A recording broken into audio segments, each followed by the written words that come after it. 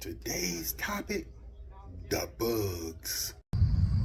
Wow, this is a huge spider, and these are called arachnids. I wouldn't want to mess with him. Remember, spiders' purpose is to control the insect population, and as big as he is, he must eat a lot of insects. Keep up the good work. I won't want to mess with you.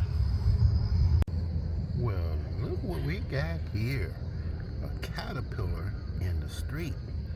I gotta move him because if I don't move him, he gonna get smashed.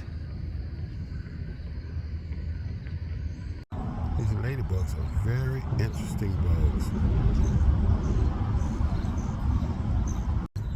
You know, there are so many different kinds of insects. So many, I don't even know what they are. Like this one, I do not have a clue what it is, but it is part of the insect world because it has 6 legs. Where there are ant hills, you know there have to be some ants.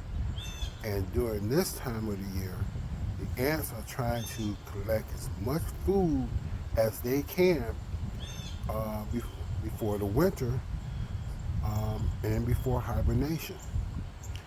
This is the time of the year where the ants are working real hard to collect a lot of food so that they can take it back into their ant hill and store it for the winter. Here's a close-up shot of some ants that's trying to get some food so that they have it stored for the winter. So if you want to do them a favor, drop a couple breadcrumbs down there. I think they will really appreciate that. More insects.